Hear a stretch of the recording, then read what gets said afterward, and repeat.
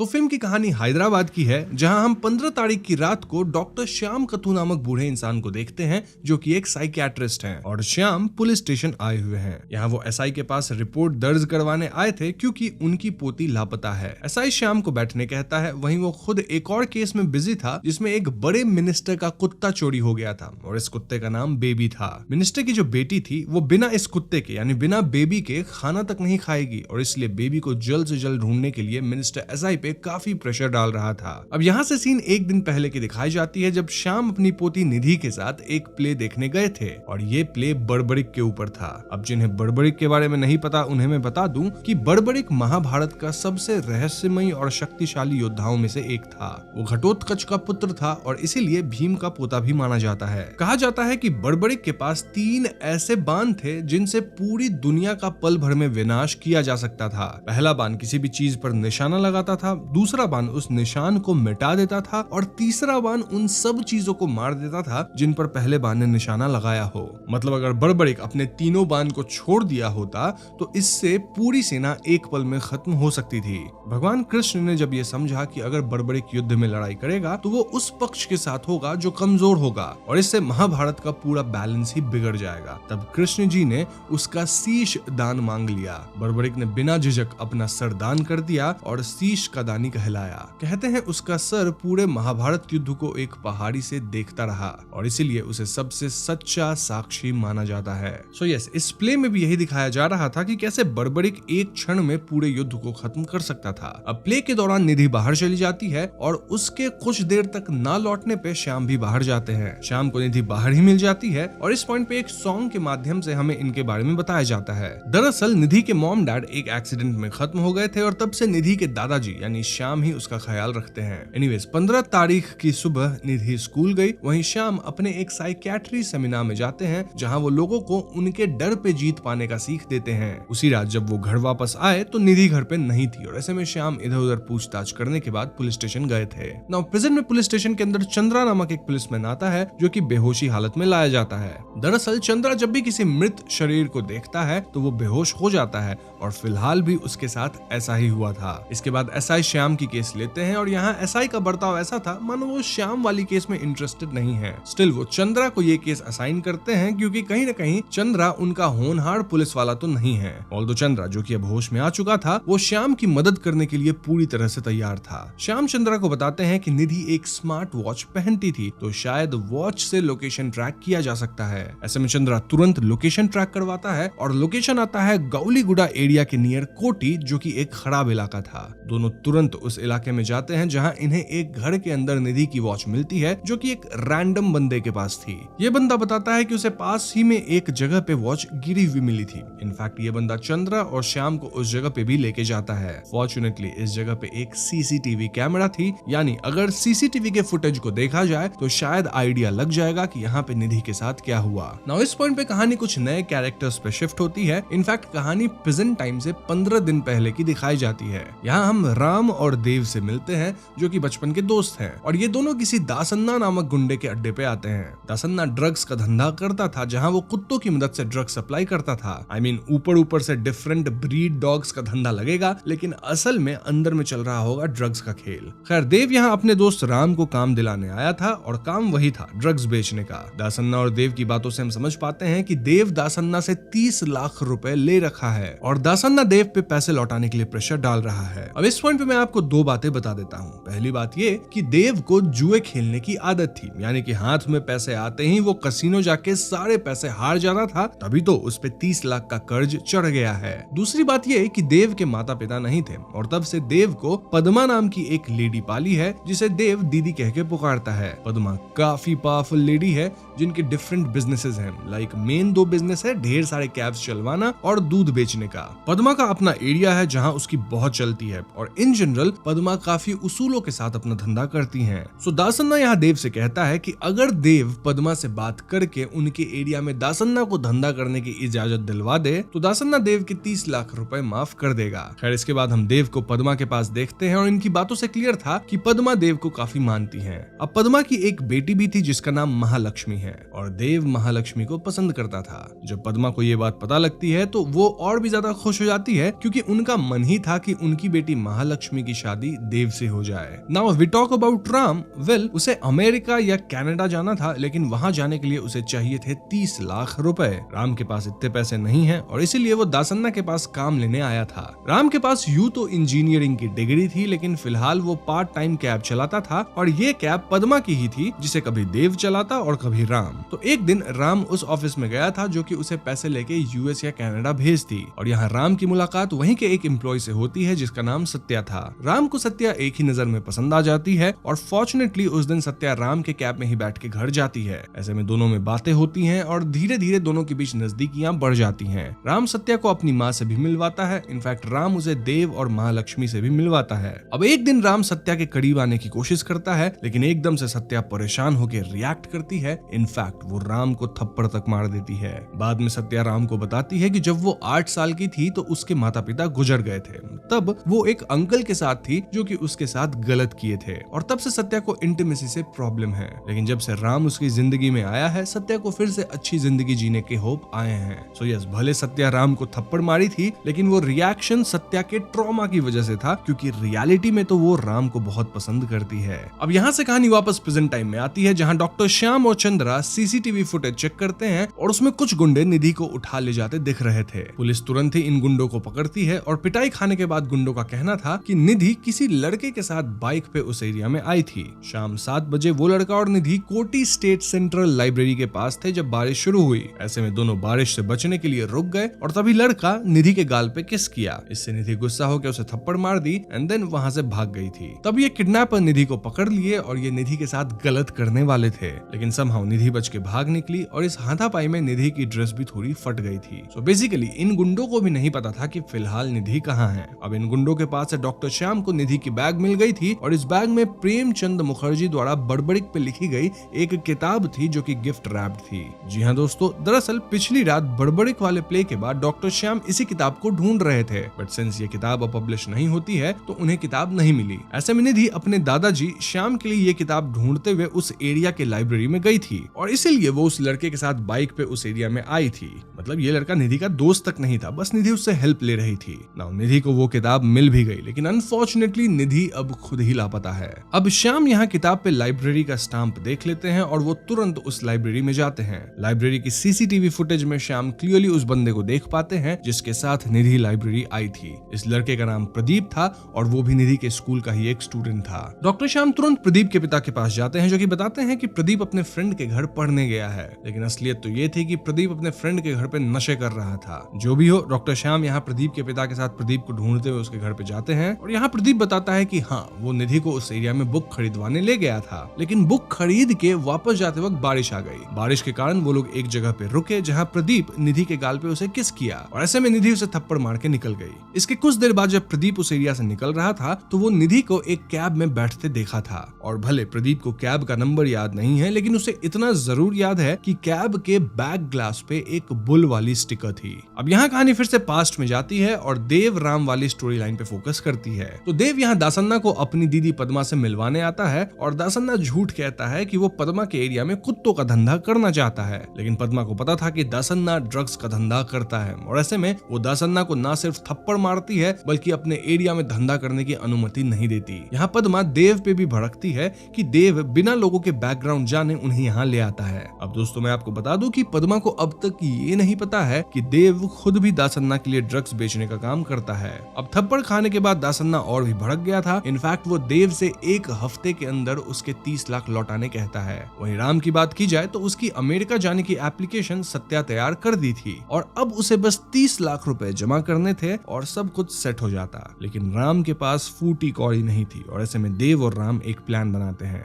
Ram cab चलाते वक्त एक आदमी से मिला था जो कि हाल में ही 30 लाख रुपए विड्रॉ किया था। ऐसे में राम और देव उस आदमी के घर पे लेजर लाइट पॉइंट करते हैं, देन उसे कॉल लगा के ऐसे एक्ट करते हैं मानो ये लोग उस पे स्नाइपर तान दिए हैं। लेजर लाइट्स को स्नाइपर समझ के आदमी डर जाता है और वो पैसे बैग में रख के अपने घर के नीचे गिरा देता है। राम और देव पैसे कलेक्ट कर लेते हैं, जिसके बाद राम फौरन 5 लाख उस एजेंसी में जमा करवा देता है जो कि उसे अमेरिका भिजवाएगी। वहीं देव बाकी के सारे पैसे जुए में लगाता है इस उम्मीद में कि वो पैसे डबल कर लेगा, लेकिन एज एक्सपेक्टेड वो सारे पैसे हार जाता है। अब तक दासन्ना का देव को दिया हुआ वक्त भी खत्म हो गया था और दासन्ना अपने पैसे के लिए सीधा पद्मा के पास जाने वाला था। इनफैक्ट दासन्ना तो पद्मा को देव देव के काले करतूतों के बारे में भी बताने वाला था और इससे डर के देव किसी तरह दासन्ना से एक और दिन का वक्त मांगता है। वहीं राम को भी जल्द ही बाकी के 25 लाख जमा करवाने थे ताकि वो अमेरिका जा सके। उसके पास भी एक हफ्ते का वक्त था। अब उस रात देव किसी खंडर जैसी जगह पे था जब राम वहाँ एक बक्सा लेके आता है। इस बक्से में मिनिस्टर का कुत्ता बेबी था। जी हाँ दोस्तों, राम बेबी को किडनैप कर लिया था और इसके बदले मिनिस्टर से 50 लाख रुपए मांग रहा था। मिनिस्टर अपने एक आदमी से पैसा भिजवाता है, लेकिन यहाँ पुलिस और एसआई भी छुप के इस जगह पे थे। राम मिनिस्टर के आदमी से पैसे वाला बैग दीवार के उस पार फेंकने कहता है। वहीं कुत्ते को एक बैग में डाल के एक स्पेसिफिक जगह पे रखा गया था। देव अपने लेजर से कुत्ते वाले बैग पे पॉइंट कर रहा था एंड अगेन ये लोग स्नाइपर वाली ब्लफ खेल रहे थे। अब मिनिस्टर का आदमी जब बैग फेंकता है तो ये बैग दीवार पे ही अटक जाती है।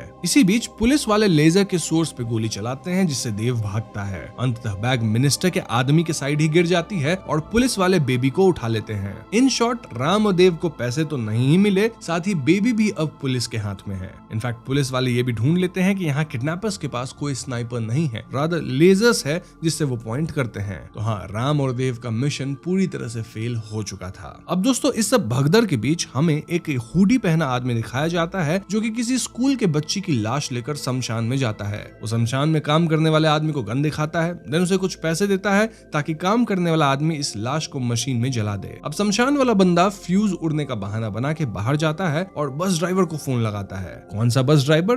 वेल, उस बस ड्राइवर को जो कि उस स्कूल के बस को चलाता है जिसकी ड्रेस ये बच्ची की लाश पहनी थी। शमशान वाला आदमी बस ड्राइवर को बता देता है कि तुम्हारी स्कूल की एक बच्ची की लाश कोई लेके आया है और वो लाश जलवाना चाहता है। ऑफ कोर्स ये लाश किसी और की नहीं बल्कि निधि की थी और ऐसे में बस ड्राइवर तुरंत डॉक्टर श्याम को कॉल लगाता है क्योंकि उसे पता था कि श्याम की पोती निधि लापता है। दरअसल श्याम ही इस बस ड्राइवर को आज कॉल करके पूछताछ किए थे कि वो निधि को घर पे ड्रॉप किया था कि नहीं, तो ऐसे में इस बस ड्राइवर को सब कुछ पता था। दूसरी तरफ अगर डॉक्टर श्याम और चंद्रा की बात की जाए तो उन्हें एक कैब दिखता है जिसके पीछे वाले मिरर पे बुल का साइन था। पता करने पे वो पाते हैं कि ये साइन पद्मा की कंपनी का है, यानी पद्मा के जितने हंड्रेड्स ऑफ कैब्स हैं सब पे ये बुल साइन रहता है। इसका मतलब ये कि निधि इन सैकड़ों कैब्स में से किसी में भी बैठी हो सकती है। तभी डॉक्टर श्याम को बस ड्राइवर का कॉल आता है जो कि उन्हें शमशान वाली बात बताता है। ऐसे में डॉक्टर श्याम और चंद्रा तुरंत शमशान जाते हैं, लेकिन जब तक वो पहुंचते हैं शमशान वाला आदमी बॉडी में आग लगा चुका था और बॉडी जल चुकी थी। जी हाँ दोस्तों, दिस मीन्स कि निधि ना सिर्फ खत्म हो गई बल्कि उसकी लाश भी जला दी गई है। शमशान वाला बंदा उस हुडी वाले बंदे के प्रेशर में बॉडी जलाया, वरना हुडी वाला बंदा उसे ही खत्म कर देता। ना जो हुडी वाला बंदा ये सब करवाया था वो अपने कैब में यहाँ से निकल चुका था। ऑल्दो डॉक्टर श्याम जब शमशान आए थे तो कैब निकल ही रही थी और डॉक्टर श्याम कैब का नंबर याद कर लिए थे। अब यहाँ में भगवान कृष्ण और बड़बड़िक का एक सीन दिखाया जाता है जहाँ भगवान कृष्ण बड़बड़िक से अपने पहले बाण का इस्तेमाल करने कहते हैं, यानी टारगेट पे निशाना लगाना। मैं आपको बता दूं कि ये सीन सिग्निफाई करता है कि कैसे डॉक्टर श्याम अब बड़बड़िक की तरह गुनहगारों का खात्मा करेंगे। इनफैक्ट फिल्म के दौरान निधि हमेशा अपने दादाजी श्याम को अपना बड़बड़िक मानती थी। खैर, तो आगे हम पद्मा के यहाँ सेलिब्रेशन देखते हैं जहाँ देव और महालक्ष्मी की शादी की तैयारी चल रही थी। तभी दासन्ना के आदमी चुपके से देव को उठा लेते हैं क्योंकि उन्हें अपने 30 लाख रुपए चाहिए थे। दासन्ना पद्मा को कॉल करके देव के बारे में सब कुछ बताने का प्लान कर रहा था और इससे देव की शादी भी टूट जाती। लेकिन इससे पहले वो ऐसा करता, टीवी पे न्यूज आती है कि एक पुलिस वाला 1 किलो ड्रग्स पकड़ लिया है जो कि दासन्ना का माल था और इस माल की कीमत थी 1 करोड़ रुपए। ये न्यूज सुन के दासन्ना रिवील करता है कि माल सिर्फ 1 केजी नहीं बल्कि 10 किलो था, यानी कि वो पुलिस वाला मीडिया में भले 1 किलो दिखाया है लेकिन बाकी का 9 किलो माल भी उसके पास होगा और शायद वो ऑफिसर उस माल को खुद बेच के पैसे छापने का प्लान कर रहा है। ये न्यूज सुन के देव दासन्ना से कहता है कि वो दासन्ना का बाकी माल उस ऑफिसर से छुड़ा के ले आएगा। बदले में दासन्ना उसका कर्ज माफ कर दे, देन उसे कुछ पैसे दे दे और देव का भांडा फोड़ भी ना करे। दासन्ना इसके लिए मान जाता है और वो देव को आखिरी मौका देता है। दूसरी तरफ चंद्रा पद्मा के यहाँ एक वर्कर बन के जाता है और कहता है कि वो उनके सारे कैब्स पे टेफ्लॉन कोटिंग कर देगा। पद्मा चंद्रा को काम दे देती है और काम करते करते ही चंद्रा रिकॉर्ड्स में उस कैब नंबर को ढूंढता है जिसे डॉक्टर श्याम शमशान के बाहर निकलते देखे थे। ये कैब और कोई नहीं बल्कि राम और देव चलाते हैं, यानी कि निधि को खत्म करने के पीछे इन्हीं दो में से किसी एक का हाथ है। चंद्रा यहाँ देव और राम की पूरी खबर निकाल के डॉक्टर श्याम को देता है एंड डॉक्टर श्याम कुछ तो प्लान करना शुरू करते हैं। यहाँ हमें फिर से भगवान कृष्ण और बड़बड़िक वाला सीन दिखाया जाता है जहाँ बात दूसरे बाण की होती है जिससे अपने शत्रु को पहचान के उस पर टारगेट लॉक किया जाएगा। डॉक्टर श्याम अगले ही दिन राम की माँ से मिलते हैं और उन्हें बताते हैं कि आपका बेटा कैसे कैसे गलत काम करता है। ये सब सुन के राम की माँ रोती है क्योंकि उन्हें लगता था कि राम हमेशा अच्छे काम ही करता है, और उस रात वो राम पे नजर रखना शुरू करती है। वहीं राम तो देव के साथ उस ऑफिसर के घर से ड्रग्स चोरी करने का प्लान बना रहा था। राम की बातें उसकी माँ सुन लेती है और वो समझ जाती है कि राम कुछ तो गलत काम करने वाला है। वो रोते हुए राम को कोसती है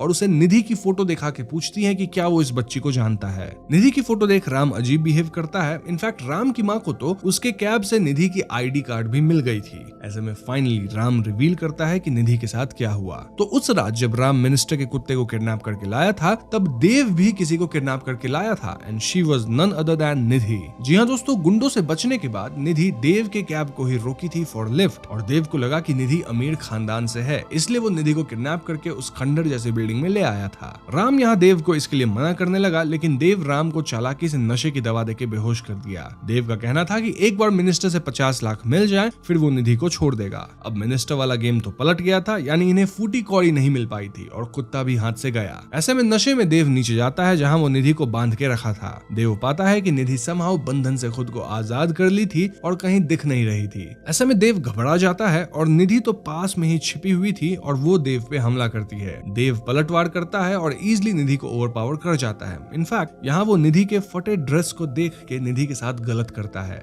जी हाँ, बचाव में निधि एक कुल्हाड़ी से देव के सीने पे हमला करके भागती है, लेकिन देव सेम कुल्हाड़ी निधि की तरफ फेंकता है जो कि सीधा उसके सर पे लगती है। इससे निधि खत्म हो जाती है और तभी राम नीचे आता है जो कि निधि को मृत देखता है। राम घबरा जाता है, लेकिन देव रोते हुए कहता है कि राम लाश को ठिकाने लगाने में उसकी मदद करे। देव और राम लाश को उठा के कार की डिक्की में रखते हैं और इसी प्रोसेस के दौरान देव चुपके से राम की रिकॉर्डिंग कर लेता है जिसमें वो लाश उठा रहा था। इसके बाद लाश को कैसे ठिकाने लगाया गया ये तो आप जानते ही हैं। वो हुडी वाला बंदा देव ही था जो कि शमशान में मशीन के अंदर लाश जलवा दिया। अब इस सब के बाद देव जो राम की रिकॉर्डिंग किया था ना, उससे वो राम को ब्लैकमेल करने लगा ताकि राम उसकी मदद करे। किस काम में मदद? वेल, ऑफिसर के घर से ड्रग्स छुड़ाने में। इसलिए राम फिलहाल देव की मदद कर रहा है, वरना निधि वाले इंसिडेंट के बाद वो देव से हर रिश्ता तोड़ना चाहता था। सो यस, ये सब पता लगने के बाद राम की माँ डॉक्टर श्याम को ये सब कुछ बताती है। इनफैक्ट श्याम को वो वीडियो भी दिखाती है जो कि देव बना लिया था, जिसमें राम निधि की लाश को उठा रहा था। राम की माँ श्याम से प्रार्थना करती है कि वो राम को सजा ना दे, सजा देना ही है तो देव को दे। यहाँ हमें फिर से भगवान कृष्ण और बड़बड़िक वाली सीन दिखाई जाती है जहाँ भगवान कृष्ण बड़बड़िक को तीसरा बांध देते हैं जिससे शत्रु को खत्म किया जा सके। खैर, इसके बाद हम देव और राम को देखते हैं जो कि मिनिस्टर के घर चोरी करने जाते हैं। राम अपनी इंजीनियरिंग स्किल से होम ऑटोमेशन को तोड़ता है और घर के अंदर ड्रग्स लोकेट कर लेता है। अब ऑफिसर के फोन पे अलर्ट आता है कि उसके घर में ब्रेक इन हुआ है और ऐसे में ऑफिसर पास वाले होटल से अपने घर की तरफ आने लगता है। राम और देव ऑफिसर तक को ट्रैक कर रहे थे और इससे पहले ऑफिसर अपने घर में आता, राम ड्रग्स लेके निकल चुका था। अब राम चालाकी से ड्रग्स का एक पैकेट घर में ही छोड़ दिया था। देन पुलिस को इन्फॉर्म कर दिया कि ऑफिसर के घर पे ड्रग्स है। ऐसे में पुलिस भी 5 मिनट में ऑफिसर के घर पे आ गई और ये जो पुलिस आई थी वो इस ऑफिसर को ड्रग्स के साथ रंगे हाथों पकड़ ली। यानी दोस्तों, एक तीर से 2 निशाना लगा। ना सिर्फ राम और देव को ड्रग्स मिल गया, बल्कि जो ऑफिसर दासन्ना का ड्रग्स पकड़ा था वो भी खुद ड्रग्स के ही केस में फंस गया। इन दोनों के काम से दासन्ना बहुत खुश था और वो इन्हें पैसे देने के लिए तैयार था। यहीं पे सीन कट होता है। नाउ नेक्स्ट सीन अगले दिन की थी जहां पास की नदी से एक लाश मिलती है और ये लाश थी देव की। जी हाँ दोस्तों, जब पद्मा को ये पता चलता है तो वो पूरी तरह से टूट जाती है। इसी के पैरेलल में दासन्ना के आदमी राम को उठा लेते हैं और उसे पीटने लगते हैं। राम अकेले दासन्ना के कई आदमियों को पीट देता है एंड देन वो दासन्ना से पूछता है कि आखिर वो लोग उसे क्यों मार रहे हैं। इस पे दासन्ना बताता है कि जो ड्रग्स वो और देव दासन्ना को लौटाए थे वो रियल ड्रग्स नहीं बल्कि आटा था। जी हाँ दोस्तों, कोई तो ड्रग्स बदल दिया था और ऐसे में अब राम को पता लगाना होगा कि रियल ड्रग्स किसके पास है। राम फ्रस्ट्रेट होकर बाहर चाय की टपरी पे बैठता है जहाँ चंद्रा भी था। चंद्रा राम से कहता है कि तुम ड्रग्स के बारे में सोच रहे हो ना, वेल उसे और कोई नहीं बल्कि तुम्हारी माँ बदली है। जी हाँ दोस्तों, ये सब श्याम और चंद्रा का प्लान था और फाइनली हमें बताया जाता है कि ये खेल कैसे खेला गया। दरअसल ऑफिसर के घर से ड्रग्स चुरा के जब देव कैब में भाग रहा था तब उसके कैब के सामने राम की माँ आती है। देव उन्हें लिफ्ट दिया और माँ जी देव को एक मेडिकल शॉप से दवा लाने को बोली। जब तक देव दवा लाने गया तब तक वो ड्रग्स बदल दी और रियल ड्रग्स वो श्याम के पास पहुंचा दी। अब चंद्रा रिवील करता है एक नया ट्विस्ट। दरअसल निधि के साथ गलत करने वाला और उसे समाप्त करने वाला देव नहीं बल्कि राम था। जी हाँ दोस्तों, देव भले निधि को किडनैप करके लाया था, लेकिन वो निधि के साथ गलत नहीं किया था, बल्कि ये सारा कांड राम का था। अब चंद्रा और डॉक्टर श्याम को ये कैसे पता चला? वेल, जब राम की माँ डॉक्टर श्याम को वो वीडियो दिखाई थी जिसमें राम लाश को डिक्की में रख रहा था, तो उस वीडियो में डॉक्टर श्याम ध्यान देते हैं कि राम के सीने पे चोट के निशान थे। अगर आपको याद हो तो राम अपनी कहानी में ये बताया था कि निधि कुल्हाड़ी से देव के सीने पे मारी थी, तो फिर निशान राम के सीने पे कैसे था? इन शॉर्ट दोस्तों, राम यहाँ गलत किया था और वो देव का नाम फंसा रहा था कि देव वो सब कांड किया है। मतलब किया सब कुछ राम ही था, बस अपने आप को देव से रिप्लेस कर दिया उस पर्टिकुलर एक्ट में। अब क्योंकि राम ही निधि को मारा था और देव उसकी मदद किया था लाश को ठिकाने लगाने के लिए, तो देव राम की रिकॉर्डिंग भी कर लिया था और वो इसी रिकॉर्डिंग से राम को ब्लैकमेल करने लग गया था। ऐसे में राम प्लान बनाया कि वो देव को भी रास्ते से निकाल देगा। कैसे निकालेगा? वेल, वो दासन्ना के साथ मिलकर देव को तब खत्म कर दिया जब ये लोग ड्रग्स लेके दासन्ना के पास गए थे और फिर देव की लाश को पानी में फेंक दिया गया। तभी तो देव की लाश पानी में मिली, क्योंकि देव को मारने का काम भी राम का ही था। चंद्रा यहाँ राम को कोसता है कि वो कितना घिनौना इंसान है और उसकी माँ को जब सब कुछ पता चलेगा तो वो शर्म से मर जाएंगी। ये सब सुन के राम बहुत गिल्टी फील करता है और वो ऑटो पकड़ के इस जगह से निकल जाता है। अब कहानी में आता है एक और ट्विस्ट। हम सब जानते हैं कि डॉक्टर श्याम एक साइकियाट्रिस्ट है और फिल्म के शुरुआत में वो एक सेमिनार लेने गए थे, राइट? वेल, इस सेमिनार में सत्या भी आई थी, वही सत्या जो कि राम की फिलहाल गर्लफ्रेंड है। तब से डॉक्टर श्याम सत्या की काउंसलिंग कर रहे हैं ताकि सत्या अपने जीवन में हुए उस बुरे इंसिडेंट से आगे बढ़ सके जो कि उसके साथ उसके अंकल किए थे। डॉक्टर श्याम फिलहाल सत्या के साथ ही थे और उससे कहते हैं कि अब वो हील हो चुकी है, लेकिन कभी फ्यूचर में वो ऐसे दरिंदे से मिले जो कि फिर कुछ गलत करे तो सत्या को एक खास चीज का इस्तेमाल करना होगा। ये कह के श्याम सत्या को एक बॉक्स देते हैं। तभी यहाँ राम आता है जो कि बहुत गिल्टी फील कर रहा था और वो अपने कुकर्मों के बारे में सत्या को बता देता है। ये सुन के सत्या शॉक्ड थी और उसका ट्रॉमा वापस आता है। गुस्से में वो उस बॉक्स को खोलती है जो कि उसे डॉक्टर श्याम दिए थे और इस बॉक्स में थी एक पिस्टल। सत्या पिस्टल उठाती है और राम पे गोली चला देती है। राम सत्या से माफी मांगता है, लेकिन सत्या राम पे फाइनल गोली चला के उसे समाप्त कर देती है। तभी यहाँ पद्मा आती है और वो अपने आदमियों से कहती है कि राम की मौत का केस सत्या पे नहीं आना चाहिए, मतलब इस लड़की को प्रोटेक्ट करना है। सो यस, देखा जाए तो राम के मरने से ना सिर्फ डॉक्टर श्याम को अपना बदला मिला, बल्कि पद्मा को भी अपना बदला मिल गया, क्योंकि देव को तो राम ही मारा था। इनफैक्ट ये सब बदले का खेल और कोई नहीं बल्कि डॉक्टर श्याम का रचा हुआ था।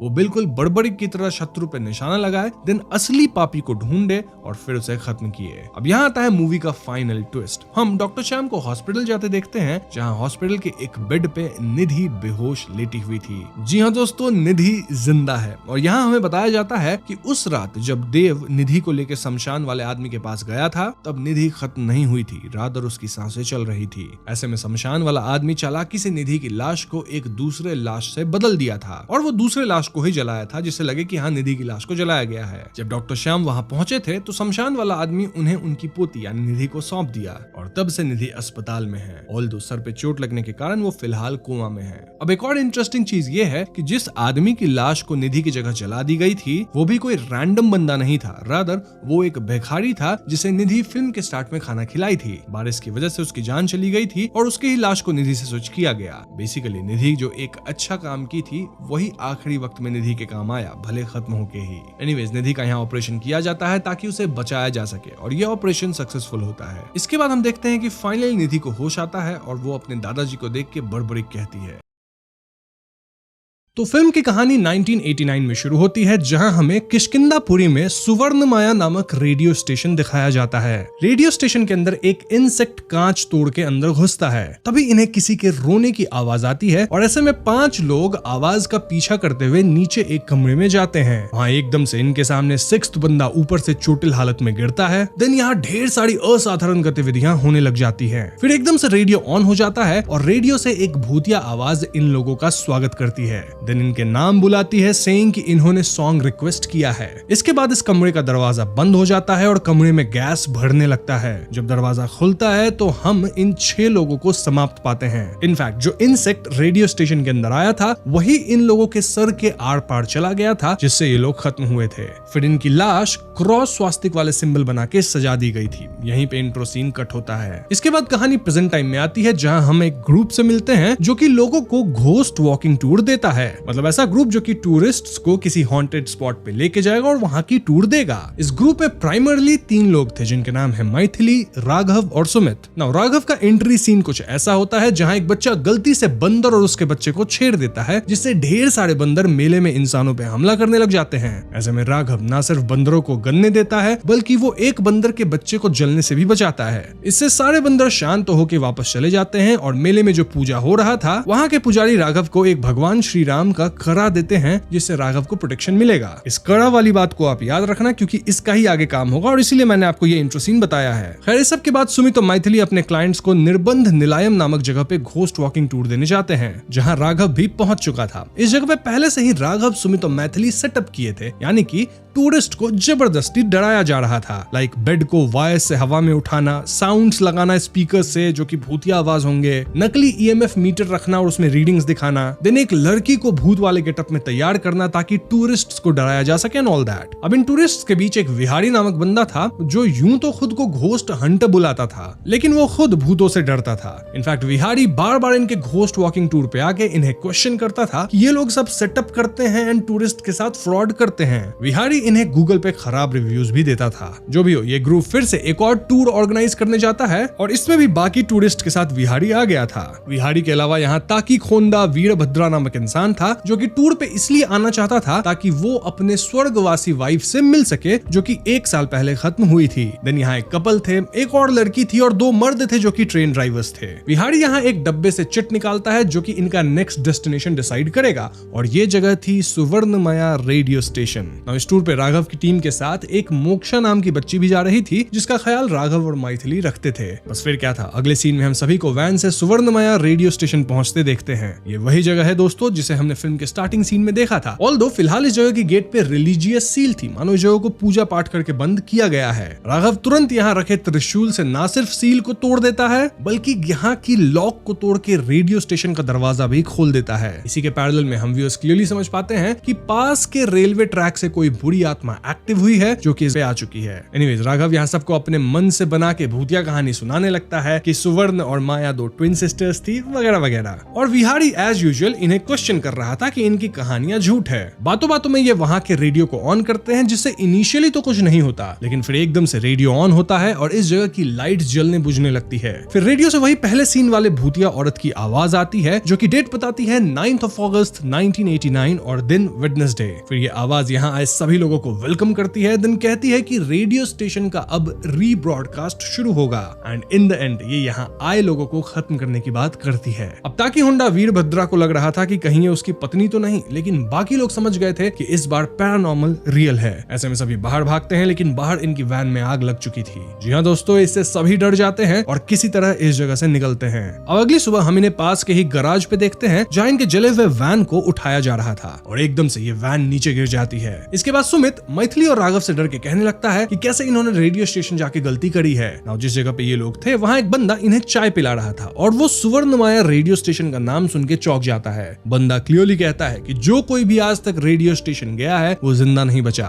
ये बंदा इन सबको टर्मरिक वाटर से नहाने कहता है, देन अपने कपड़े जलाने कहता है, पंपकिन बांधने कहता है क्योंकि शायद इन रिचुअल से ये लोग बच सके, क्योंकि ऑफ कोर्स ये लोग भी रेडियो स्टेशन होके आए थे। बेसिकली इट वाज क्लियर कि वो जो रेडियो स्टेशन है वहाँ वाकई में कुछ तो पैरानॉर्मल है ना। उस रात हम उन 2 लोगों को देखते हैं जो कि ट्रेन चलाते थे और रेडियो स्टेशन वाली घोस्ट वॉकिंग टूर पे भी आए थे। ट्रेन चलाते वक्त इन्हें बीच रास्ते में रुकने का सिग्नल मिलता है और इसलिए दोनों ट्रेन रोकते हैं। तभी एक बूढ़ी औरत इंजन की खिड़की पे इनसे कुछ खाने का मांगने आती है। इस औरत को देख दोनों डरते हैं क्योंकि इंजन काफी ऊंचा होता है, तो ये बूढ़ी औरत इतनी ऊपर तक आ कैसे गई, उसकी शक्ल खिड़की पे आ कैसे रही है। वेल हम व्यूअर्स क्लियरली देख पाते हैं कि बूढ़ी औरत हवा में लेविटेट कर रही थी। देन एकदम से इनके रेडियो पे उसी भूतिया औरत की आवाज आती है और ऐसे में दोनों ट्रेन चालक तेजी से ट्रेन को भगाते हैं। यहीं पे सीन कट हो जाता है। अब अगले दिन हम राघव और मोक्षा को साथ देखते हैं जहां राघव पाता है कि मोक्षा उस रेडियो स्टेशन से एक पर्स लेके आ गई थी। इनफैक्ट सभी टूरिस्ट्स रेडियो स्टेशन से छोटी रेडियोज उठाए लाए थे एज सुवेनियर। अभी राघव को विहारी का कॉल आता है जो कि बताता है कि दोनों ट्रेन चालक रेलवे ट्रैक के पास समाप्त पाए गए हैं। जी हाँ दोस्तों, ये सुन के राघव तुरंत घटनास्थल पे पहुंचता है जहां दोनों की लाश को इस तरह से रखा गया था। अगेन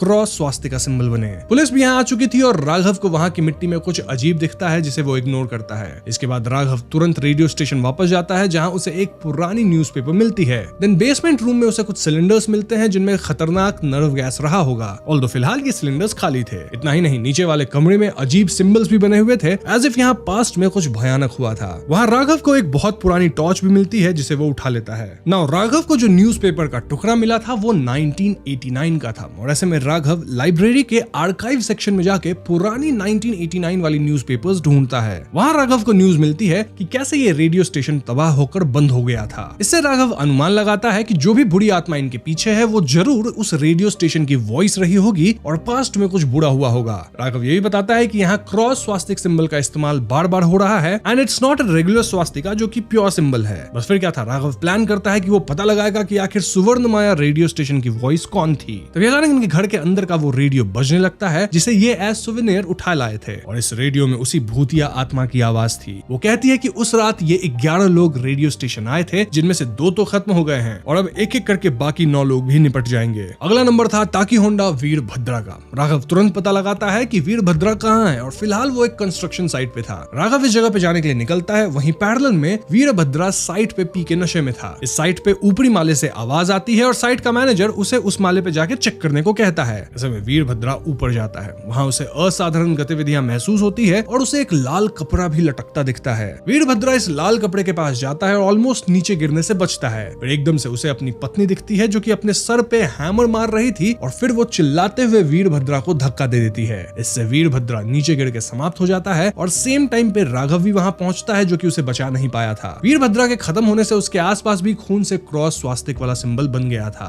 अब इस पॉइंट पे राघव बहुत घबरा जाता है और वो सीधा उस चाय पिलाने वाले लड़के से मिलने जाता है। राघव की मुलाकात उस लड़के की अम्मा से होती है जो कि बताती है कि 35 साल पहले इस गांव के कुछ पढ़े लिखे लोग उस रेडियो स्टेशन को बनाए थे। रेडियो स्टेशन पे आवाज वेदावती नामक लड़की देती थी, लेकिन फिर एक अनहोनी हुई जिसमें ना सिर्फ वेदावती खुद को समाप्त की बल्कि कुछ दिन बाद रेडियो स्टेशन के 6 फाउंडर्स भी खत्म पाए गए। तब से ही वो रेडियो स्टेशन हॉन्टेड है, बंद हो चुका है और वहाँ जो भी जाता है वो किसी न किसी तरह से खत्म हो जाता है। वहाँ से हमेशा आवाजें आती थी और ऐसे में गांव वाले कुछ पुजारियों की मदद से उस रेडियो स्टेशन को सील करवा दिए। तब से वो जगह वीरान और हार्मलेस पड़ा हुआ है, लेकिन फिर उस सील को राघव खोल दिया और अब फिर से मौतें शुरू हो गई है। ये पता लगते राघव तुरंत मैथिली और सुमित के पास आके उन्हें ये बताता है। ये लोग उस रात की रिकॉर्डिंग देखते हैं जब इनकी ग्रुप सुवर्णमाया रेडियो स्टेशन गई थी और तब रेडियो स्टेशन में सबसे पहले वो 2 ट्रेन चालक एंट्री लिए थे। देन ताकी होंडा वीरभद्रा अंदर गया था और इसी ऑर्डर में देखा जाए तो लोग भी समाप्त हो रहे हैं। नाउ नेक्स्ट एंट्री लिया था विहारी, लेकिन ध्यान से देखने पे इन्हें पता लगता है कि विहारी से पहले मोक्षा अपना एक पैर अंदर रखी थी, यानी कि हो ना हो अगली टारगेट मोक्षा ही होगी।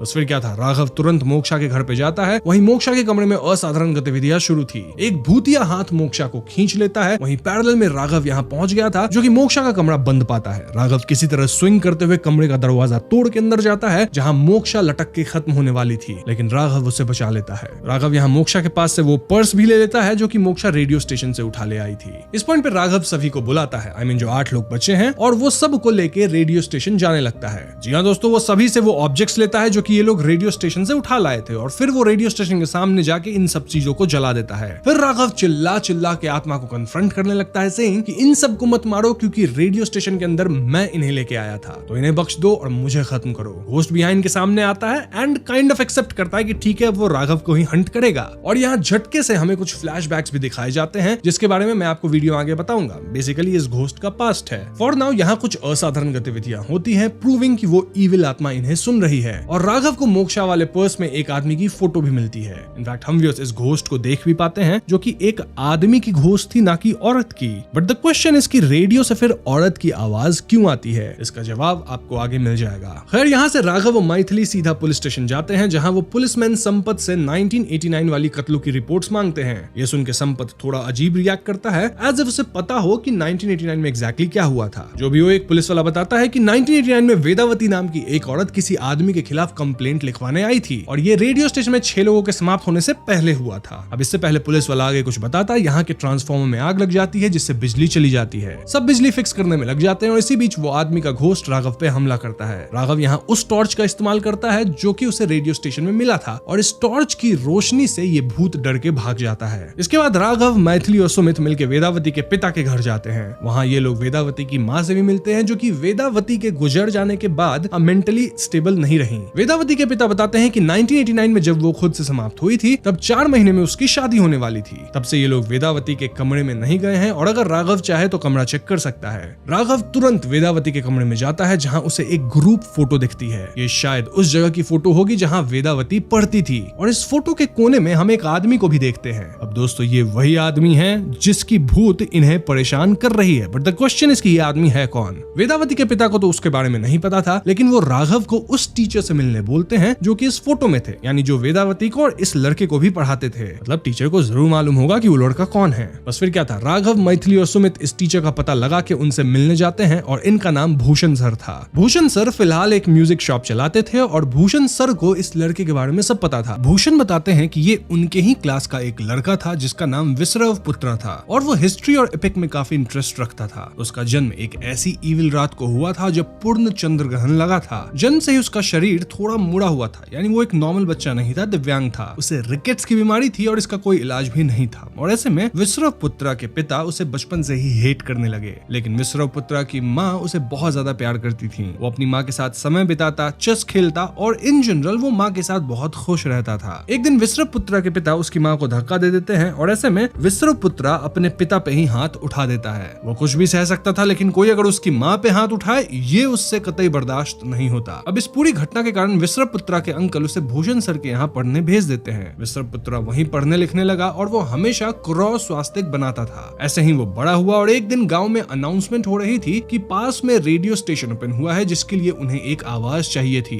अब विश्रव पुत्रा की आवाज थोड़ी पतली थी और ऐसे में भूषण और उसकी माँ उससे कहते हैं कि वो इस जॉब के लिए अप्लाई कर सकता है। विश्रव पुत्रा को भी अपनी वॉइस पे थोड़ा कॉन्फिडेंस था और ऐसे में वो अपनी वॉइस सैंपल भेजता है और रेडियो वालों को उसकी आवाज बहुत पसंद आती है। फाइनली रेडियो पे अनाउंस होता है कि विश्रव पुत्रा ही इस रेडियो स्टेशन का नया होस्ट होने वाला है। विश्रव इससे बहुत खुश था और यहाँ हम समझ पाते हैं कि उसके क्लास में ही वेदावती नाम की एक लड़की थी जिसका फियांसे इस रेडियो स्टेशन का वन ऑफ द ओनर्स था। अब फाइनली वो दिन आ जाता है जब गांव में पोस्टर्स लगने वाले थे कि कौन इस रेडियो का वॉइस होगा और पोस्टर में समहाउ वेदावती का नाम था और उसकी फोटो थी, यानी समहाउ विश्रव को वेदावती से रिप्लेस कर दिया गया था और इससे विश्रव का दिल बैठ जाता है। गुस्से में वो रेडियो स्टेशन के 6 ओनर्स को कन्फ्रंट करने गया, लेकिन फिर वो कभी वापस दिखा ही नहीं। अब ये सब सुन के राघव और मैथिली गेस करते हैं कि जरूर वो 6 ओनर्स मिलकर विश्रव को खत्म कर दिए होंगे और इसलिए अब विश्रव की आत्मा सबसे बदला ले रही है। इनफैक्ट विश्रव का भूत फिल्म के स्टार्ट में जिन 6 लोगों को रेडियो स्टेशन में मारा था वो 6 लोग इस जगह के ओनर्स ही थे। अब दोस्तों जैसा कि वीडियो के टाइटल में मैंने बताया है, फिल्म की कहानी में काफी ट्विस्ट्स हैं जो कि अब इस पॉइंट से शुरू होंगे, तो यहाँ से आप चीजों को ध्यान से सुनिएगा। और हाँ, विश्रव पुत्रा को मैं विश्रव करके बोल रहा हूँ क्योंकि वो काफी लंबा नाम है। खैर, तो ये कहानी जानने के बाद राघव, मैथिली और सुमित फिर से रेडियो स्टेशन जाने लगते हैं और रास्ते में इनकी कार से एक कुत्ता ठुक जाता है। ये लोग तुरंत कुत्ते को चेक करने जाते हैं और कुत्ता जहाँ पे गिरा था उस जगह पे शमशान थी। इस शमशान में भूषण सर का भी कब्र था। जी हाँ दोस्तों, इसका मतलब कि भूषण सर तो ऑलरेडी इस दुनिया को छोड़ के चले गए हैं। देन ये लोग अभी किससे बात करके आए? टर्न्स आउट ये लोग विश्रव से ही बात करके आए थे जो कि भूषण सर के भेष में इन्हें अपनी अच्छी कहानी सुना रहा था। लेकिन सच्चाई तो कुछ और है जो कि आपको आगे पता चलेगा। जो भी हो, यहाँ विश्रव का भूत इन पे हमला करता है और इसी भाग दौड़ में मैथिली के हाथ से वो टॉर्च गिर के टूट जाता है जिससे विश्रव का भूत डरता था। यानी अब इनके पास बचने का कोई उपाय नहीं था क्योंकि ये टॉर्च लक्ष्मण रेखा की तरह थी जो कि अब नहीं रही। ये तीनों कार में भागते हैं लेकिन इनके कार के रेडियो पे विश्रव की आवाज आती है जो कि इनसे कह रहा था कि ये लोग बच के भाग नहीं सकते। तभी एकदम से एक ट्रक इनकी कार को ठोक देती है और इस एक्सीडेंट में सबको चोट आती है लेकिन मैथिली को थोड़ी ज्यादा चोट आती है। नाउ एक्सीडेंट के दौरान राघव को एक फ्लैशबैक भी आता है जहां बचपन में उसका ऐसा ही एक एक्सीडेंट हुआ था। राघव अपने पापा के साथ स्कूटर पे जा रहा था जब स्कूटर एक ट्रक से ठुक जाती है। इस एक्सीडेंट में राघव तो सब्जी वाले के पास जाके गिरा जिससे उससे चोट नहीं आई, लेकिन राघव के पिता नहीं बचे। इनफैक्ट वहां खड़ा एक आदमी भी चोटिल होकर समाप्त हो गया। खैर, कमिंग टू प्रेजेंट, अगले सीन में हम राघव को हॉस्पिटल में देखते हैं जहां मैथिली एडमिटेड थी और राघव मैथिली के चोटिल होने से बहुत ज्यादा परेशान था। राघव मैथिली को सांत्वना देता है कि वो उसे कुछ नहीं होने देगा। इसके बाद राघव को ध्यान आता है कि जो बैक स्टोरी उसे भूषण सर यानी कि भूषण सर के रूप में जो विश्रव था उससे पता चली है, उसमें यह बताया गया कि वेदावती के सिलेक्शन वाली पोस्टर 28 जुलाई 1989 को लगी थी। उसी दिन विश्रव रेडियो स्टेशन गया था और वापस नहीं आया, लेकिन फिर रेडियो स्टेशन के ओनर्स 9 अगस्त को समाप्त हुए थे। इन दो इंसिडेंट्स में तकरीबन 12 दिन का गैप है, यानी इस 12 दिन में कुछ तो ऐसा हुआ होगा जिससे विश्रव की आत्मा अब इतनी रिवेंजफुल बन चुकी है। अब इसी बीच विश्रव की आत्मा हॉस्पिटल आके मैथिली को पजेस कर लेता है और वो मैथिली से कहता है कि जरूर राघव के पास किसी तरह का प्रोटेक्शन है क्योंकि वो उसके हर अटैक से समहाउ बच जा रहा है। ये प्रोटेक्शन और कुछ नहीं बल्कि राम जी वाला वो कड़ा था। जी हाँ दोस्तों, वही कड़ा जो कि राघव को मूवी के स्टार्टिंग सीन में पुजारी जी से मिला था, इसलिए मैंने आपको कहा था उसे याद रखना। याद है ना, मेले में लोगों को राघव बंदरों से बचाया था एंड ऑल। तो हाँ, इसीलिए विश्रव अब मैथिली को पजेस करने आया था क्योंकि मैथिली ही राघव की कमजोरी बन सकती है। सो यस, मैथिली पूर्णतः पजेस हो जाती है और इस पॉइंट तक राघव ये भी रिड्यूस कर लिया था कि विश्रव उस पे ज्यादा हमला करता है जो उससे डरते हैं, और क्योंकि मैथिली डरती है तो वो जरूर उसके पीछे जाएगा। राघव फौरन मैथिली के कमरे में जाता है लेकिन वो तो गायब थी। दूसरे वार्ड में जाने पर राघव को मैथिली पजेस्ड हालत में मिलती है जहां वो कमरे की छत से लटक रही थी। मैथिली राघव पे हमला भी करती है लेकिन राघव तुरंत पास में रखा सेडेटिव मैथिली में इंजेक्ट कर देता है जिससे वो बेहोश हो जाती है। अब हॉस्पिटल में ही राघव को गैस सिलेंडर्स दिखते हैं जिससे उसे याद आता है कि उसे रेडियो स्टेशन में भी कुछ टॉक्सिक गैस सिलेंडर्स मिले थे। राघव तुरंत पता लगाता है कि इस एरिया में इस टॉक्सिक नर्व गैस सिलेंडर्स की डिलीवरी कौन करता है एंड देन वो उस फैक्ट्री में जाता है। ये फैक्ट्री सुरेंद्र नामक इंसान का था और राघव उसे खोजने लगता है क्योंकि जरूर सुरेंद्र को आइडिया होगा कि आखिर रेडियो स्टेशन में टॉक्सिक गैस सिलेंडर्स क्यों मंगवाए गए थे ड्यूरिंग 1989। यहाँ सुरेंद्र के वर्कर्स राघव पे हमला कर देते हैं लेकिन राघव सबको कूट देता है। देन वो सुरेंद्र को पकड़ लेता है और इस जगह पे गैस लीक कर देता है। मतलब अगर सुरेंद्र सच नहीं बताएगा तो ये दोनों यहाँ समाप्त हो जाएंगे। ऐसे में सुरेंद्र के पास कोई और उपाय नहीं बचता एक्सेप्ट कि वो राघव को सब सच बता दे। तो हाँ, अब सुरेंद्र बताएगा कि 1989 के दौरान एक्चुअली में क्या हुआ था। तो सुरेंद्र का भाई वाली अपने 5 दोस्तों के साथ रेडियो स्टेशन खोला था। वाली को वेदावती से प्यार था और जल्द ही इनकी शादी भी होने वाली थी, लेकिन विश्रव उनकी जिंदगी बर्बाद कर दिया। ना सच्चाई ये थी कि विश्रव कभी भी रेडियो के वॉइस के लिए सिलेक्ट हुआ ही नहीं था। जी हाँ दोस्तों, वो एज भूषण झूठ बोला था क्योंकि सच्चाई ये थी कि विश्रव ऑडिशन देने पे रिजेक्ट हुआ था। वहीं असल में वेदावती ही सिलेक्ट हुई थी और उसकी ही पोस्टर भी लगी। लेकिन इस बात से विश्रव इतना गुस्सा हुआ कि वो एक दिन रेडियो स्टेशन गया और वहां वेदावती पे हमला कर दिया। ऐसा वैसा हमला नहीं, रादर वो वेदावती के वस्त्र निकाल दिया। फिर वो उसकी साड़ी पहन के रेडियो स्टेशन के अंदर गया और 6 फाउंडर से लड़ने लगा। 6 लोग विश्रव को पीटे और बंदी बना लिए। वहीं वेदावती नग्न हो चुकी थी और वो गांव में भागी जिससे सब उसे देखे और उसकी काफी बदनामी हुई। इसी बदनामी के कारण वेदावती गलत कदम उठाई थी आफ्टर सम डेज। और इस गुस्से में वाली, जो कि वेदावती से शादी करने वाला था, वो विश्रव को रेडियो स्टेशन के नीचे वाले कमरे में बंद करके रखा। देन वो सुरेंद्र से टॉक्सिक गैस लेके आया और धीरे धीरे इस कमरे में गैस छोड़ने लगा ताकि विश्रव तरफ तरफ के खत्म हो। वो विश्रव की आंख में टॉर्च मारता था और ये वही टॉर्च है दोस्तों जिससे विश्रव डरता भी है। ऐसे ही गैस की डोसेज बढ़ाते बढ़ाते एक दिन विश्रव समाप्त हो गया and that day was around 9th of August। ये लोग विश्रव की लाश को किष्किंधापुरी रेलवे स्टेशन के नजदीक दफना दिए और समाप्त होते विश्रव भूत बन के आए और इन 6 फाउंडर्स को निपटा दिया। यानी कि दोस्तों, विश्रव के साथ भले गलत हुआ था लेकिन विश्रव खुद भी इविल था, जहां वो वेदावती की जिंदगी बर्बाद कर दिया था बिना किसी रीजन के, और खत्म होने के बाद तो वो कईयों की जान ले रहा है। दरअसल विश्रव की माँ तो उसे जन्म देते ही खत्म हो गई थी। जी हाँ दोस्तों, विश्रव को बस उसके पिता पाले थे जो कि उसे उतना पसंद नहीं करते थे। विश्रव हमेशा अकेला रहता था और नॉन लिविंग थिंग से बातें करता था। एक दिन उसे घर के संदूक में एक मिरर मिलता है और वो इस मिरर से बातें करने लगा। उसे ऐसा लगा कि मिरर में उसकी माँ उससे बात कर रही है और उसे अपने पास बुला रही है, प्यार दे रही है। तब से विश्रव हमेशा उस मिरर के साथ ऐसे रहता मानो ये मिरर नहीं बल्कि उसकी माँ है। मिरर के साथ चेस खेलना, घूमना, खाना खाना एंड ऑल दैट, ये सब विश्रव के पिता देख रहे थे और गुस्से में एक दिन वो उसके मिरर को फेंके थे। जी हाँ, ये वही सीन है जो कि हमें पहले ऐसा दिखाया गया था मानो वो विश्रव की माँ को धक्का दिए थे, लेकिन एक्चुअल में वो उसके मिरर को फेंके थे। वो अलग बात है कि विश्रव को ये लगा कि यहाँ उसकी माँ पे हाथ उठाया गया है क्योंकि उसके लिए ये मिरर ही उसकी माँ थी, और ऐसे में विश्रव अपने पिता पे हाथ उठाया था। सिर्फ हाथ नहीं उठाया बल्कि उन्हें समाप्त ही कर दिया था। इसी घटना के बाद विश्रव को भूषण सर के स्कूल में उसके अंकल छोड़ के आ गए। In short, Vishrava mentally stable कभी से नहीं था और इसी वजह से वो ऐसी हरकतें किया। सुरेंद्र ये भी बताता है कि आखिरी बार उसे अगस्त्य आश्रम के पुजारी कैद किए थे और वही लोग वापस से विश्रव को कैद कर सकते हैं। बस फिर क्या था, राघव और सुरेंद्र तुरंत अगस्त्य आश्रम जाते हैं और वहाँ के मेन पुजारी से मिलते हैं। पुजारी जी बताते हैं कि जिन्होंने पहले विश्रव को कैद किया था उनका नाम शर्मा जी था और वो अब इस दुनिया में नहीं है। पुजारी जी राघव के हाथ में रुद्राक्ष रख के सारी कहानी समझ जाते हैं और वो राघव की मदद करने की ठान लेते हैं। पुजारी जी बताते हैं कि विश्रव भले खत्म हो गया था लेकिन उसकी मिरर अब भी इस दुनिया में है जिससे वो काफी अटैच्ड है। शर्मा जी यानी जो पुराने पुजारी थे वो रेडियो स्टेशन को ही सील कर दिए थे जिससे विश्रव की आत्मा अंदर जाके मिरर हासिल नहीं कर सकती थी। अब जिस दिन राघव और उसकी घोस्ट वॉकिंग टीम सील को तोड़ के रेडियो स्टेशन के अंदर गई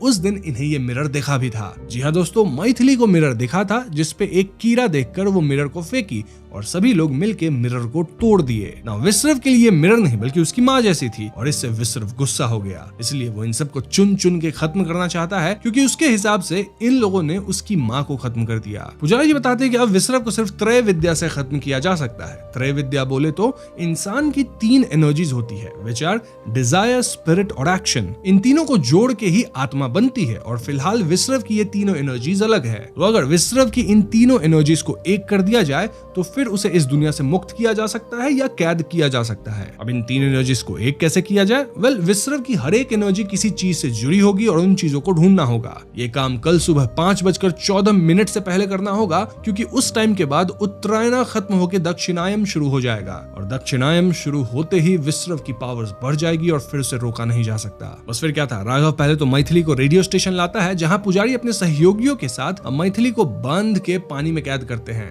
जी हाँ, मैथिली अभी तक पजेस्ड है विश्रव से। देन राघव ऑब्जेक्ट्स ढूंढने जाता है, ऐसे 3 ऑब्जेक्ट्स जो कि विश्रव के डिजायर, स्पिरिट और एक्शन को सिंबलाइज करते हैं। ये लोग कई जगह ढूंढते हैं, like radio station, railway track, then Vishrav का जो ओरिजिनल पुराना घर था वहां, और घर पे इन्हें वो चेस सेट मिलता है जिसपे विश्रव बचपन में खेलता था। देखा जाए तो विश्रव इसी के साथ अपना बचपन बिताता था, यानी ये उसके स्पिरिट को रिप्रेजेंट करता है। देन रेडियो स्टेशन के टावर के ऊपर जो रेडियो थी वो उसके डिजायर को रिप्रेजेंट करती है क्योंकि विश्रव का मन था कि वो रेडियो जॉकी बने। राघव इन दोनों चीजों को कलेक्ट करता है और इस सब के दौरान कुछ प्रॉब्लम्स आती है, लाइक घर के बाहर विश्रव एक भ्रम पैदा करता है एज इफ कोई जल रहा हो, लेकिन राघव इसे इग्नोर करता है। देन टावर से रेडियो लेते वक्त टावर ही गिर जाता है जिसमें सुरेंद्र और सुमित चोटिल भी होते हैं, लेकिन राघव हार नहीं मानता और किसी तरह रेडियो हासिल कर लेता है। स्टिल इन्हें तीसरा ऑब्जेक्ट नहीं मिला था जो कि विश्रव के एक्शन को रिप्रेजेंट करे। राघव 2 ही ऑब्जेक्ट लेके रेडियो स्टेशन जाता है जहां मैथिली पजेस्ड हालत में थी और वो अब पानी वाले कैद से आजाद होकर सब पे हमला कर देती है। कोई भी पजेस्ड मैथिली को रोक नहीं पाता, इनफैक्ट मेन पुजारी जी भी कुछ नहीं कर पा रहे थे। इसके बाद मैथिली राघव पे हमला करती है, लेकिन राघव की राम जी वाली कड़ा उसकी रक्षा करती है। राघव तुरंत मैथिली को पकड़ता है और ये कड़ा उसके हाथ में डाल देता है। इससे मैथिली तो कंट्रोल में आ जाती है, लेकिन ये विश्रव की आत्मा राघव को ही पजेस कर लेती है। ऐसे में हमें राघव का कॉन्साइंस दिखाया जाता है जहां राघव की रियल स्पिरिट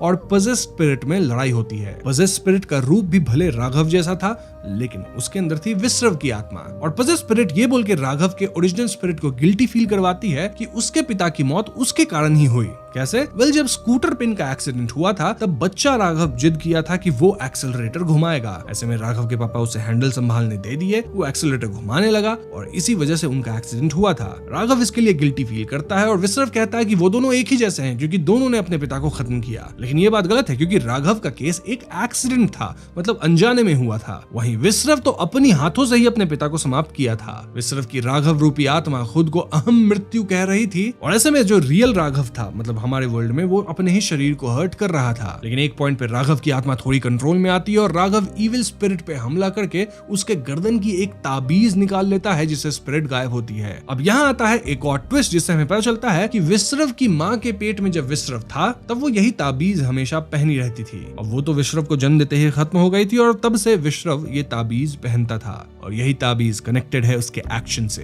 ये जानते ही राघव थोड़े होश में आके इस ताबीज के बारे में मैथिली को बताता है। मैथिली फौरन नीचे उस गैस वाले कमरे में जाती है जहां उसे ताबीज मिल भी जाती है। यानी कि दोस्तों अब इनके पास 3 ऑब्जेक्ट्स हो गए थे और ऐसे में पुजारी जी तीनों ऑब्जेक्ट्स को आग में डाल के रिचुअल करते हैं। इससे राघव जो कि वापस पजेस्ड हो गया था वो कैद हो जाता है। फिर ये लोग राघव के शरीर से विश्रव की आत्मा को निकालते हैं और एक कलश जैसे डिवाइस से कुछ तो शाइनी ऑब्जेक्ट निकलता है पत्थर जैसा, उसके अंदर ये लोग विश्रव की आत्मा को कैद करके कलश को क्लोज करते हैं। सो यस, राघव बच गया था, इनफैक्ट मैथिली भी ओके थी और अब किसी पे खतरा नहीं था क्योंकि विश्रव की आत्मा फाइनली कैद हो चुकी थी। इसके बाद कहानी कुछ समय बाद की आती है जहां राघव और मैथिली एक ट्रिप पे आए हैं टू रिलैक्स देमसेल्व्स। मतलब इतना कुछ लाइफ में हुआ है तो थोड़ी रिलैक्सेशन चाहिए, लेकिन राघव अब भी परेशान है। क्यों?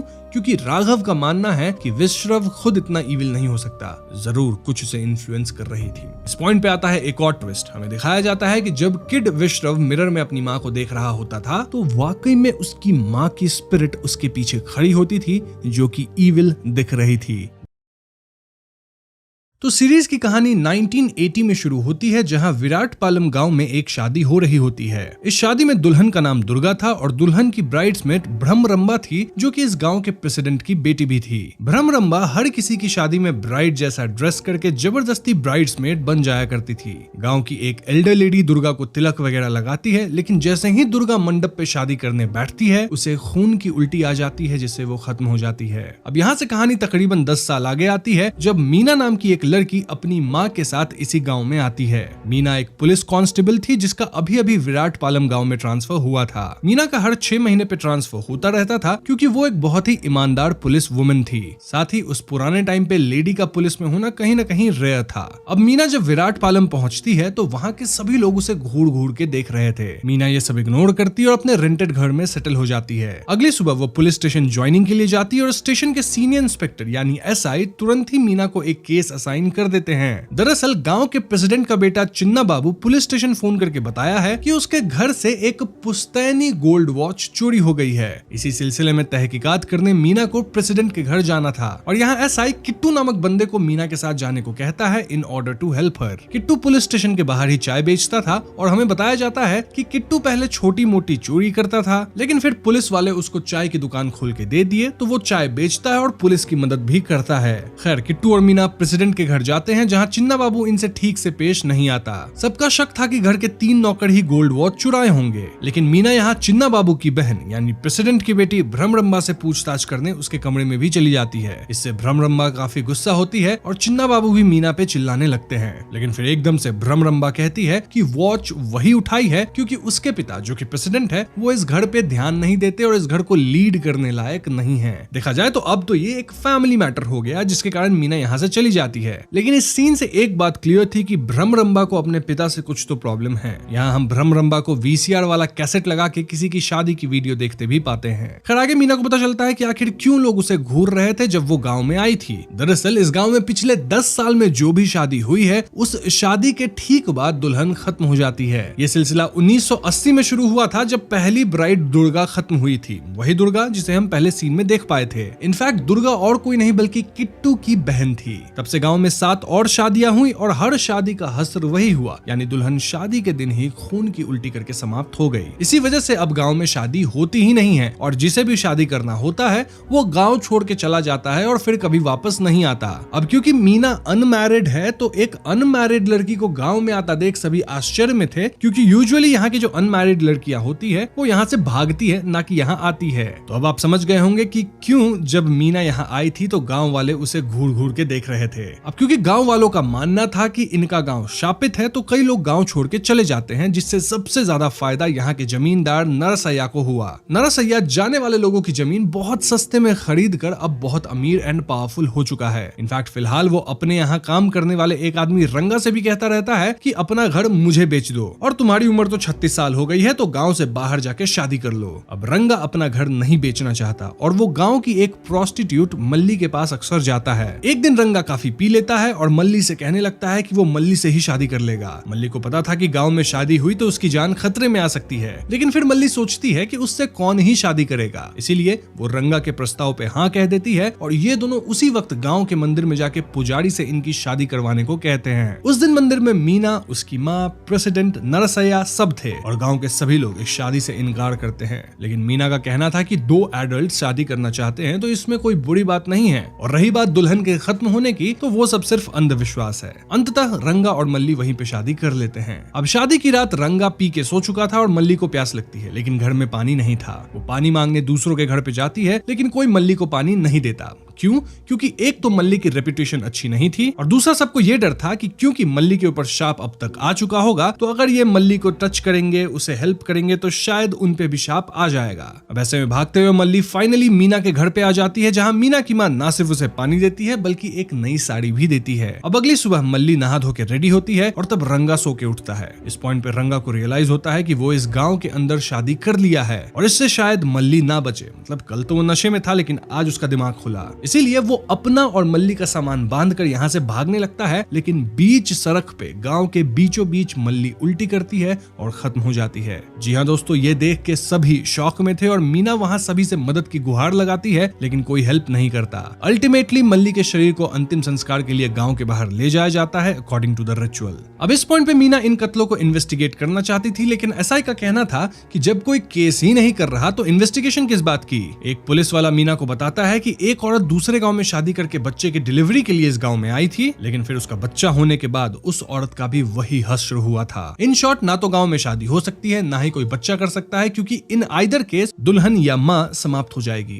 खैर आगे कहानी में एक अजीब ट्विस्ट आता है कि गांव के प्रेसिडेंट मीना के घर पे आके अपने बेटे की शादी मीना से करवाने का प्रस्ताव रखते हैं। प्रेसिडेंट को मीना की करेजियस एटीट्यूड काफी पसंद आई थी, इसलिए वो अपने बेटे चिन्ना बाबू की शादी मीना से करवाना चाहता था। मीना की माँ इसके लिए तुरंत मना करती है, क्योंकि गांव में शादी होने पे दुल्हन खत्म हो जाती है, लेकिन समहाउ मीना इस शादी के लिए हाँ कर देती है। दरअसल मीना को शादी में कोई इंटरेस्ट नहीं था, रादर वो इस शादी की आड़ में ये टेस्ट करना चाहती थी कि क्या वो भी खत्म होगी, और अगर वो बच जाती है तो वो खुद केस करके इस पे छानबीन शुरू कर सकती है। इनफैक्ट मीना यहाँ किट्टू से कह देती है कि किट्टू उसके लिए एक ऐसी दवा की व्यवस्था कर दे जो कि इन जनरल जहर को काट देता है, ताकि अगर मीना शादी के दिन पे उल्टी करने लगे तो उसे वो दवा दी जा सके। सो फाइनली मीना के शादी की प्रिपरेशन शुरू होती है, और विलेज की जो एल्डर लेडी थी वो मीना से कहती है कि क्यों ना मीना गाँव से बाहर जाके शहर में शादी कर ले, क्योंकि यहाँ रिस्क है। लेकिन मीना का कहना था कि वो इस सब कर्ज में नहीं मानती। मीना शादी से पहले वाले रिचुअल शुरू करती है, जैसे कि गौड़ी पूजा, देन पॉन्ड से पानी लाना, पानी के मटके को लेके घर तक जाना, उस पानी में शादी से पहले नहाना एंड ऑल दैट। हैरानी की बात यह थी कि शादी तक मीना को कुछ खाना पीना भी नहीं था, यानी मीना को कोई खिला पिला के तो पॉइजन नहीं कर सकता। अब शादी के दिन चिन्ना बाबू की बहन भ्रमरंबा थोड़ा सीन क्रिएट करती है कि उसके माँ के गहने मीना को नहीं मिलने चाहिए, लेकिन इस दौरान शादी से पहले ही मीना उल्टी करना शुरू करती है और तुरंत ही किट्टू मीना को जहर का काट पिला देता है। इसे पीने से मीना थोड़ी स्टेबल होती है और उसे अस्पताल ले जाया जाता है। वहाँ डॉक्टर बताते हैं कि भले दवा करेक्ट नहीं थी, लेकिन एटलीस्ट उससे मीना की जान बच गई है and she is out of danger now as planned by Meena. Recover करने के बाद मीना सीधा पुलिस स्टेशन में केस दर्ज करती है कि कोई उसे मारने की कोशिश किया है। मीना यहाँ अपना ब्लड रिपोर्ट और मल्ली की फॉरेंसिक रिपोर्ट भी लेकर आई थी, जिसमें क्लियर था कि इनके शरीर में एक खास तरह का जहर था जो कि बहुत रेयर है, और इस जहर को लैब में ही बनाया जाता है। So yes, finally case open हो चुका था और मीना अब ऑफिशियली इस केस पे काम कर सकती थी। मीना किट्टू से मिलकर डिस्कस करती है कि कैसे वो शादी से पहले कुछ खाई पी नहीं थी, एक्सेप्ट गौरी पूजा के वक्त वो थोड़ा जल ग्रहण की थी। मतलब ये रिचुअल था और ये जल उसे भ्रमरंबा दी थी, एंड इट्स पॉसिबल कि भ्रमरंबा ही जल में जहर मिलाकर उसे दी होगी। ऐसे में उस रात मीना और किट्टू चुपचाप प्रेसिडेंट के घर में भ्रमरंबा के कमरे में छानबीन करने जाते हैं, और वहां मीना को वीसीआर कैसेट टेप मिलता है, वही टेप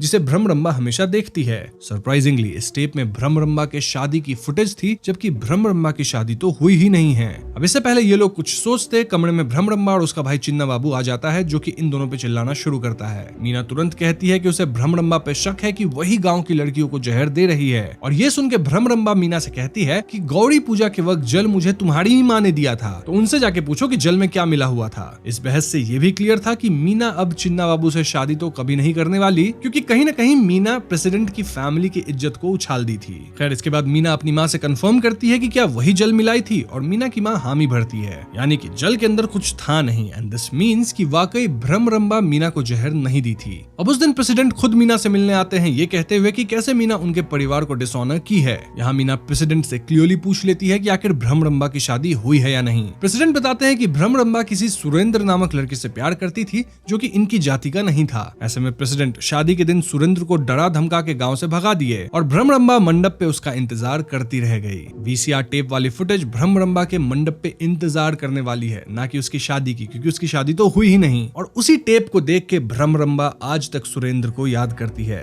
भ्रमरंबा आज तक शादी भी नहीं की, और तब जाके प्रेसिडेंट को अपनी गलती का एहसास हुआ। But this is too late, क्योंकि प्रेसिडेंट के कई बार ढूंढने के बाद भी उन्हें सुरेंद्र कहीं नहीं मिला। So yes, this is Bhramaramba stories, और क्यों वो अपने पिता यानी प्रेसिडेंट से नफरत करती है। वैसे प्रेसिडेंट यहाँ एक बात बहुत क्लियर करते हैं कि भ्रमरंबा कभी किसी को खत्म नहीं कर सकती। खैर इसके बाद मीना पुलिस स्टेशन जाती है, जहां उसे पता चलता है कि उसका ट्रांसफर लेटर आ चुका है। दिस वाज शॉकिंग, क्योंकि मीना को यहाँ आए सिर्फ 1 महीना हुआ था, और ऐसे में मीना हेड ऑफिस जाती है to ask about her transfer. वहाँ मीना के अंकल उससे मिलते हैं, जिनका हेड ऑफिस में अच्छा खासा जान पहचान था, और वो पता करके बताते हैं कि मीना का ट्रांसफर नरसैया करवाया है। जी हाँ दोस्तों, जमींदार नरसैया का ये किया धरा था, और इसका मतलब ये कि नरसैया शायद शायद इन कत्लों के पीछे है। मीना तुरंत किट्टू को ये सब बताती है। किट्टू भी फौरन नरसया के जीप पे जाकर उसकी झूठी तारीफ करता है और वो बातों बातों में ये बात निकलवा लेता है कि मल्ली के खत्म होने के एक दिन पहले नरसया शहर गया था। नाउ दिस इज इंपॉर्टेंट क्योंकि जो जहर विक्टिम्स को दिया जा रहा था वो शहर के लैब में ही बनाया जा सकता था और इसी जहर को लाने नरसया टाउन गया होगा ताकि वो मल्ली को खत्म कर सके। ऐसे भी इस कर्ज का सबसे ज्यादा फायदा नरसया को ही हुआ है, जहां वो गांव से जाने वाले लोगों की जमीन को काफी सस्ते में खरीद लेता है। बस फिर क्या था, उस रात मीना और किट्टू मिलकर नरसया के गोडाउन पे जाते हैं जहां उन्हें कार्टून्स में वाकई जहर मिल जाता है। इनफैक्ट उन्हें वहां रंगा भी मिलता है जिसे नरसया और उसके आदमी पीट रहे थे ताकि रंगा अपना घर उन्हें बेच दे।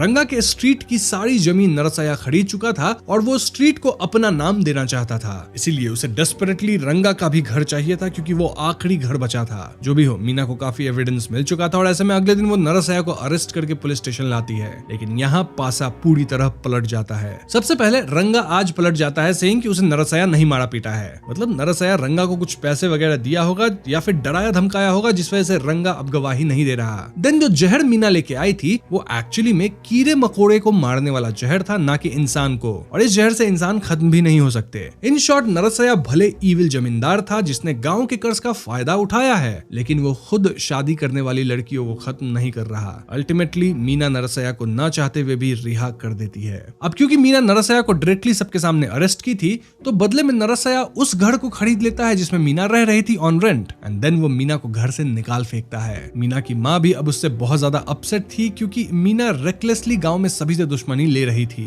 इसी सब के बीच मीना अपने अंकल को फोन करती है और उनसे सुरेंद्र को ढूंढने कहती है ताकि वो सुरेंद्र और भ्रमरंबा को वापस मिलवा सके। इसी सब के दौरान मीना पोस्ट ऑफिस जाती है जहां पोस्ट मास्टर हर कॉल, चिट्ठी या मनी ऑर्डर की रिकॉर्ड रखते थे। मीना तुरंत उन डेट्स का पता लगाती है जिन पे गांव में शादियां हुई थी, मतलब वो शादियां जिसके बाद दुल्हन खत्म हुई, और फिर इन्हीं डेट्स के 1-2 दिन आगे पीछे के पोस्ट ऑफिस रिकॉर्ड्स को चेक करती है। मतलब इन रिकॉर्ड्स में कहीं कोई रिपीटेड कॉल्स या पोस्ट तो ना आया है। अब मीना को यहाँ एक फोन नंबर मिलता है जिसपे इन्हीं डेट्स के आसपास बार बार कॉल हुआ था, और जब मीना इस नंबर पे कॉल लगाती है तो ये जगह KLM केमिकल फैक्ट्री निकलती है। जी हाँ दोस्तों, यानी कातिल कॉल करके पोस्ट से जहर मंगवाता है फ्रॉम KLM केमिकल फैक्ट्री। अब इसके बाद मीना को सुरेंद्र का पता लगता है और वो सुरेंद्र को गांव बुला के भ्रमरंबा से मिलवा देती है। इससे प्रेसिडेंट के घर में सभी खुश होते हैं और मीना कहती है कि भ्रमरंबा और सुरेंद्र की शादी इसी गांव में होगी क्योंकि उसे पता लग चुका है कि कातिल कौन है। वो कातिल को शादी के टाइम पे ही पकड़ेगी। बस फिर क्या था, भ्रमरंबा के शादी के रिचुअल्स शुरू होते हैं और मीना मेक श्योर करती है कि भ्रमरंबा ना कुछ खाएगी ना ही कुछ पिएगी। वहीं दूसरी तरफ किट्टू KLM केमिकल फैक्ट्री जाके किसी रमना को ढूंढता है और रमना किट्टू को देखते भागता है। इनके बीच थोड़ी हाथापाई होती है जिसके एंड में रमना किट्टू को ओवरपावर कर देता है। ऑल्दो रमना यहाँ किट्टू को खत्म नहीं करता बल्कि भाग जाता है। ऐसे में किट्टू भी भाग के शादी वाली जगह पे आता है जहाँ वो फिर से रमना को ऊपर वाली छत पे देखता है। किट्टू भाग के रमना को पकड़ लेता है और उसे मारते पीटते सबके सामने लाता है। किट्टू कहने लगता है कि ये रमना ही जहर बनाता है और लड़कियों को खत्म करता है, लेकिन तभी मीना कहती है कि रमना बस जहर बनाता है लेकिन जहर देने का काम उसका नहीं है। ये काम रमना की माँ करती है जो कि और कोई नहीं बल्कि इस गांव की एल्डर लेडी है। जी हाँ दोस्तों, वही एल्डर लेडी जिसे हमने दुर्गा की शादी में देखा था और जो अक्सर हर इवेंट के आसपास होती है। बट द क्वेश्चन इज कि वो एल्डर लेडी ऐसा क्यों कर रही थी। दरअसल 10 साल से पहले गांव में कोई भी शादी एल्डर लेडी के आशीर्वाद और इन्वॉल्वमेंट के बिना नहीं होती थी। वो सभी रिचुअल्स में पार्टिसिपेट करती थी, सबके घर जाती थी और कई बार अगर बच्चा घर में होता है तो बच्चे को भी ब्लेसिंग्स देने आती थी। लेकिन फिर एक दिन एल्डर लेडी के हस्बैंड एक बस एक्सीडेंट में समाप्त हो गए। एल्डर लेडी विधवा हो गई और तब से गांव में सभी उन्हें बुरी तरह से ट्रीट करने लगे, मानो वो किसी तरह का अपशकुन लेके आती है। एल्डर लेडी अपनी मेड की बेटी की शादी में गई तो वो भी एल्डर लेडी के गिफ्ट को फेंक दी और उन्हें दुत्कारने लगी, सेइंग कि अपनी शादी के दिन वो विधवा का शक्ल नहीं देखना चाहती। इस सबसे एल्डर लेडी बहुत परेशान हुई, उन्हें बहुत दुख हुआ और ऐसे में वो पूरे गांव से बदला लेने का सोची। उनका बेटा रमना उन्हें ये खास जहर दिया जिसको एल्डर लेडी पॉन्ड से लाए गए पानी के घड़े में मिला देती थी। जी हाँ दोस्तों, जब ब्राइड इस जहरीले पानी से नहाती थी एज पार्ट ऑफ रिचुअल तो इसीलिए वो ब्राइड समाप्त हो जाती थी और यहाँ मीना भ्रमरंबा को नहाने से रोक भी दी थी। अब एल्डर लेडी का कहना था कि कोई उसे शादी वाले घर में घुसने नहीं देता था, इसलिए वो शादी वाले घर को मातम वाला घर में तब्दील कर देती थी जहाँ उन्हें बुलाया जाता था।